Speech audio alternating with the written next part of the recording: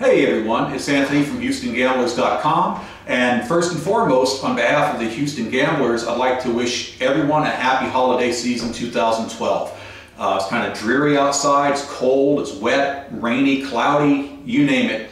So to kind of brighten up our mood here, I went ahead and decided to film the video in my dining room of all places with our nice bright Christmas tree, nice bright lights right in my face. So with that being said, and with there being plenty of light, let's get started.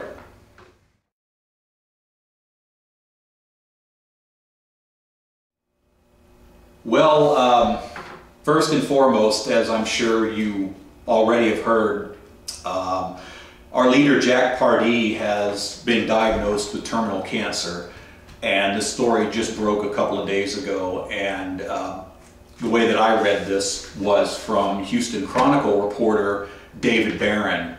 And not to get off the subject here, but I'm not a big fan of reporters. You know, my career in law enforcement and even afterwards, I've always seen reporters get the story wrong, misquote you. It's just ridiculous. But I have to say, David Barron is one of the best reporters I've ever read. He covered the Houston Gamblers reunion a couple of years ago for the Chronicle. Everything he interviewed me on and Boucher on, he was spot on when he printed it.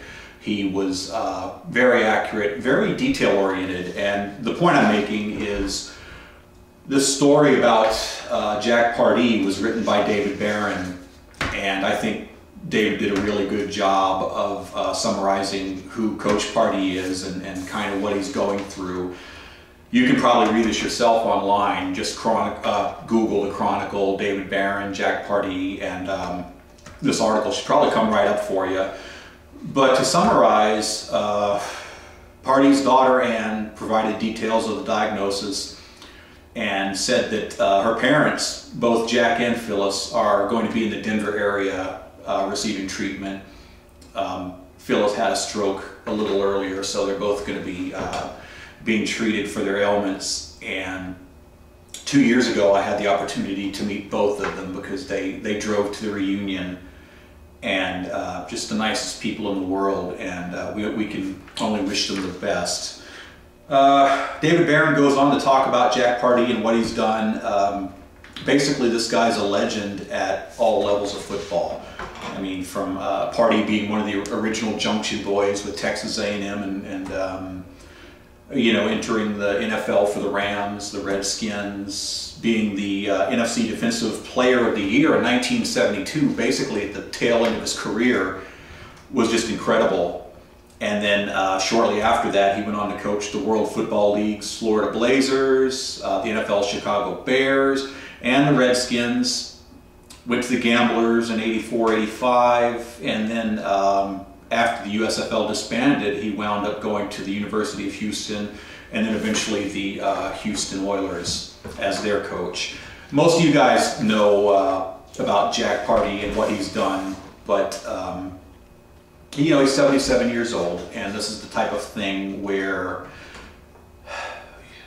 I'm glad to say that he's not done yet, you know, and he has lived a full, happy life. I mean, he basically will tell anyone that. And we wish him the best in this latest fight. This isn't the first time he's had various forms of cancer or other physical problems. And you know, what can I say? He's our leader, and we can only wish him the best. So to the Pardee family, Lord bless you. You're in our thoughts, you're in our prayers, and we hope to hear good things.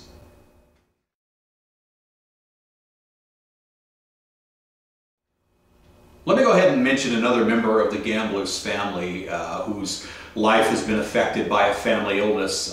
As a matter of fact, the best known gambler of all, Jim Kelly, is who I'm referring to. He and his wife had a son by the name of Hunter, and Hunter was born with an illness, and you may already know this story too, and without getting into it too much, I'd like to direct you to Jim Kelly's website at huntershope.org. That's huntershope.org. It's done in honor of his son, and they do good works for Hunters Hope. You know, they've raised a lot of money for this type of research, this type of testing. specific to this type of illness. And once again, I'm no expert in the subject, so I don't want to talk about things I don't know. I'd really like for you to go to the huntershope.org site, check it out. At one time they had a gift shop. I don't think they currently have any, but they would have books, they would have teddy bears, and this little Hunter's Hope teddy bear was really cool. You know, there's a picture of Hunter on the tag, and there's Jim Kelly's signature on the back with his number 12. And once again, just a great foundation, and in the spirit of Christmas, in the spirit of thinking of others during this holiday season, if you feel the need to donate a little money to a good cause, or if you're looking maybe for a certain book, a certain gift for someone, head down to their gift shop online and see what they have there. Like I said, I think the bears are sold out at the moment, but they may have something else there of interest to you. Split backfield on 3rd down and 14. The slots to the right-hand side for the Wranglers. Landry, long count. Now straight drop back, 4-man rush by the Gamblers. He's under pressure. He lets one loose. It's going to be intercepted by the Gamblers on the tip. Tommy Myers tipped it, and Mike Mitchell took it away from the intended receiver, Larry Douglas. It's 1st and 10 for the Gamblers at their own 41-yard line. Big turnover here early in the first quarter. Now, as I'm filming this, I'm actually doing the final write-ups and the final descriptions for the Gamblers all-time team. And what that is I've poured over the game film, the statistics, the the written ledgers, the starting lineups, and I figured out basically who deserves to be the #1 guy during our 2-year history on the field. And so we have, players on offense and defense, as well as special teams. Really, most of these decisions were pretty clear-cut. Quarterback was a little up for grabs, but that slouch Jim Kelly just barely got in by the skin of his ass. But in all seriousness, most of these positions were there's really not much debate to be had. There's a couple of guys who only played for the Gamblers for 1 year that made the team. Luther Bradley being one of them. I mean, he was a badass at safety. He intercepted, I believe, 12 passes and led the USFL his 1 year with the Gamblers. So that's obviously a no-brainer for Luther. And the other guy, the offensive line, there was a lot of shuffling over the 2-year period of the Gamblers. Scott Boucher was really one of the few anchors on that line who he was always there and didn't flip and change around. So all the other positions, I kind of had to dig deep and look at who the starters were each game. I had to look at how much time they spent on the field. So one of the line positions went to a guy by the name of Rob Taylor, who he only played in '85, and then he went on to play several years for the Tampa Bay Buccaneers. But the reason I chose Rob Taylor was because in 1985, his position on the line was pretty solid. He started the vast majority of the games, whereas in 1984, they kind of did the shuffle. So congratulations to Rob Taylor and Luther Bradley being the 1-year winners. And there's also one player who actually got 2 spots on the all-time team. He wound up making wide receiver and kick returner. So congratulations to our single 2-time winner. And I'm not going to give his name away, but it rhymes with Clarence Verdun. Anyway, I hope you enjoy the pics and the little bios and just a little something extra to add to the site. And if you have any disagreements or different opinions on who I chose, feel free to shoot me an email.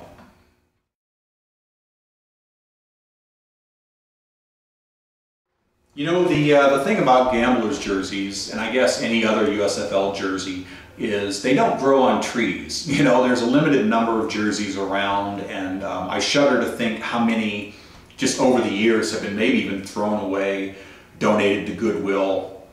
Somebody buys the jersey from Goodwill for $5. They wear it around the yard, and they have no idea what they even have. They just thought the jersey looked cool, so they bought it. So those jerseys wind up getting lost in history. There's a finite number of jerseys around, but we somehow always manage to find one or two. And what we have here, you might remember a couple of videos ago, we grabbed a white Darryl Clark jersey. He was a running back from the University of Texas who played with Kiki Diala. Well, I'm happy to say that we've also added a black version of his jersey here.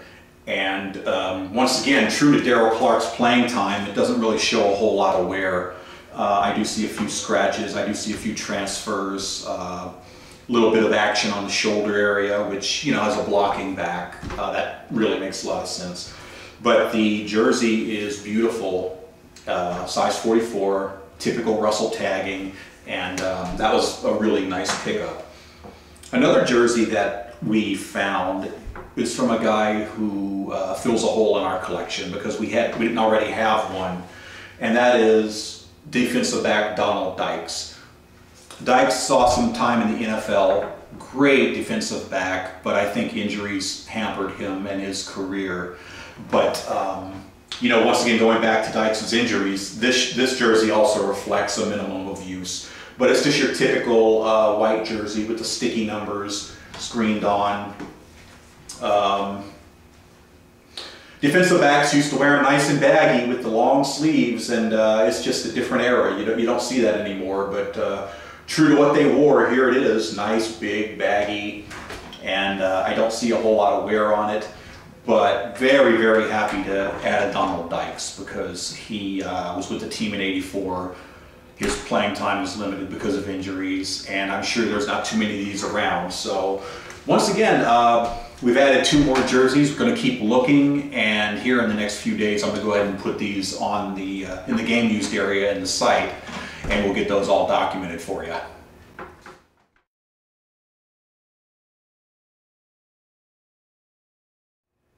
One final note, here over the past couple of days, I've been in touch with a former Gamblers executive who was there from the earliest days of the club and really helped format and put the team together behind the scenes. And some of the stories he's just kind of initially told me are just incredible. Once again, even if you're just a fan of the USFL in general, these are the types of stories that you would love to hear. In the past, I've always tried to do my interviews in print. You know, I would speak to someone on the phone, I would record their call, then I'd go back and I'd transcribe it into print with the thought being, well, if someone wanted to use one of the quotes, or if someone Googled this, it would come up a little better if it were in print. Well, I'm kind of changing my mind these days. You know, just these days people like watching videos. These days people like listening to MP3s on their iPod. You know, so what I'm thinking, and this will also save me some time, is go ahead and interview these people on the phone just like I always have, but instead of worrying about transcribing the interviews into print, go ahead and just release the audio of it, you know, release the MP3, and that way you can actually hear it from the horse's mouth, so to speak, and you know, it's, once again, it'll save me a lot of time, and I'm thinking that this executive is kind of lighting a fire under my butt to start getting on that, because some of the stories he's told me thus far are just funny, they're incredible. Some of this stuff I've never heard, so assuming you'd like to listen to it also, I'm going to go ahead and get that done here in the near future for us. You gotta know when to hold 'em, never ever fold 'em, know when to pass the ball, know when to run.